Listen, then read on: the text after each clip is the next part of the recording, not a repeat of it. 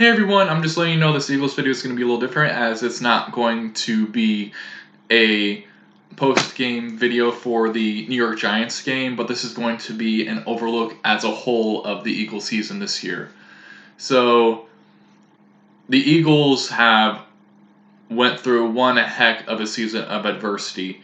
Between all the injuries and the constant drama that happened this season, it's really amazing that this team is in the playoffs, if I'm going to be honest.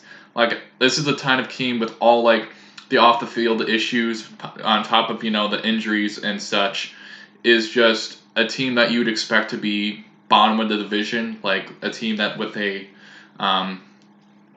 for a top 10 pick with the amount of dysfunction they had. And at one point, they were projected for a top 10 pick, which is funny because at the same time, they're also still very well in the running to win the NFC East, which they ultimately did. So I'm going to talk a little bit about that adversity the Eagles have faced this season. The Eagles have had their entire not their entire, but a majority of their players go down from injuries. In fact, our receiving core right now are none of the starters from the start of the season, and a lot of those and all our key guys have been out, such as Deshaun Jackson, who in his first game back as an Eagle, he made a huge impact. And then you have other players like Alshon Jeffrey and Nelson Aguilar, who both also regressed this season on top of getting some injuries. And then you had the corners, which were practice squad corners for a good while of the season. But as soon as those healthy corners came back, like Jalen Mills and such, it definitely did add a positive impact to our defense. And then you also have the fact that there was a lot of off-the-field drama. You had players unintentionally motivating the other team to give them fuel, and then you also had some other players who were sort of calling out other teammates in the locker room, and there was all sorts of dysfunction. It also seemed like no matter what happened, the team could not get motivated for the life of them to actually do something. There are games this season where the Eagles just look absolutely terrible and about as lively as a corpse. And there's other times where it was so frustrating to watch because either the offense or the defense would have such a solid game, but the other one would just do jack all. There are also so many different player lineup changes this season that it really feels like the Eagles were kind of basically using a 90-man roster this season with the amount of players that have just come and gone through Philly. There are players that were even starting one week that were cut the next week. There is also definitely a lot of questions that the Eagles had to answer this season. I think they did a good job of answering it. And also there was a little skid in the near the at the beginning of the second half of the season where it just looked like the Eagles were just going to lie down and die. It was very frustrating to watch, and it just, at the time, made it seem like this team had identified themselves as a trash team, and that was what they're going to be, and that was how their season would play out. However, something happened in the second half of the first New York Giants game.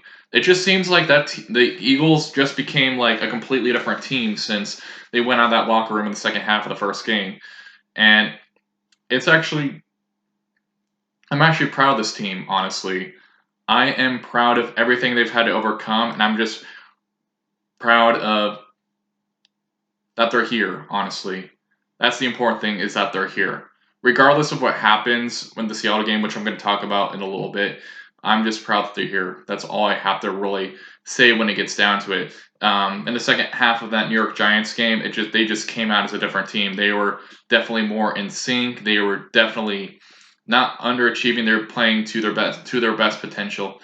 And then you also had the Dallas game, which, of course, was definitely something that was very satisfying to win and definitely made up for that first horrible game against Dallas. And yeah, they've been on a roll these last 4 weeks. Granted, they are easy. I wouldn't say Dallas is easy, but granted, New York and Washington are both easy opponents. But then again, they are division opponents, and in the NFC East, even when a team's 2-14, you really don't know which way it's going to go. when it comes to the NFC East divisional games, but still, I get the point that they're weaker opponents. Then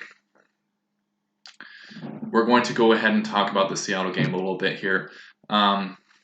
So this is a game that I'm cautiously optimistic for. I still am a little, I wouldn't say doubtful, but I wouldn't be too surprised if the game gets out of hand, like the Seahawks are like up 40-6 or something like that.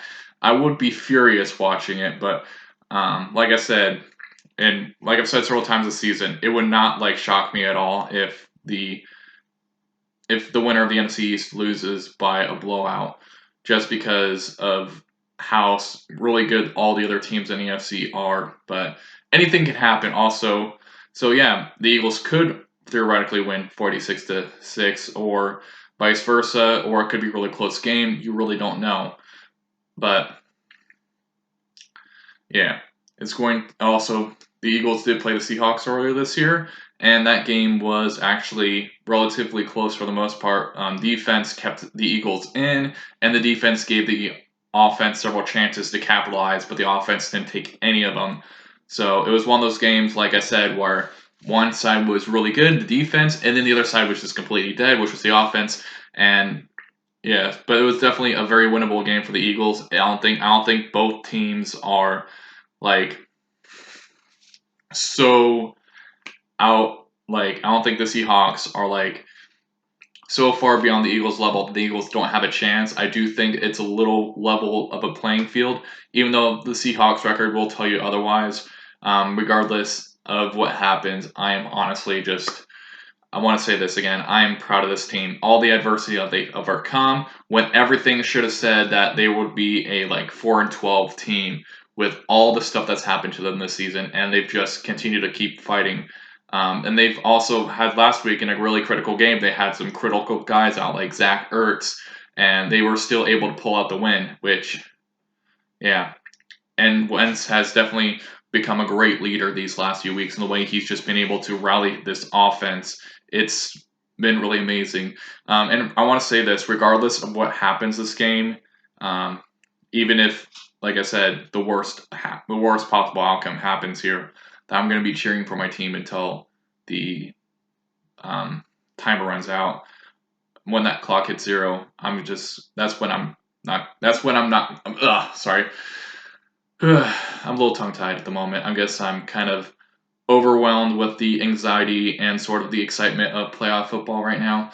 But I guess what I'm trying to say is I'm not going to lose hope until the clock hits 0, basically. And then, yeah. But until then, I'm going to keep cheering for this team. For the season, I mean. I hope I didn't imply that I'm going to be bandwagon or anything like that. But, yeah. Even if this team was like 4-12, 4-12, yes, I would be angry and I would be furious at this team, but I would still be watching them. I would still be rooting for them until the end of the season. So, yeah, there's a lot of stuff to sort of take in and a lot of different emotions to play off of, and there's definitely a lot of excitement from me and also a lot of nerves. But yeah, regardless of the season, I'm going to say it one more time.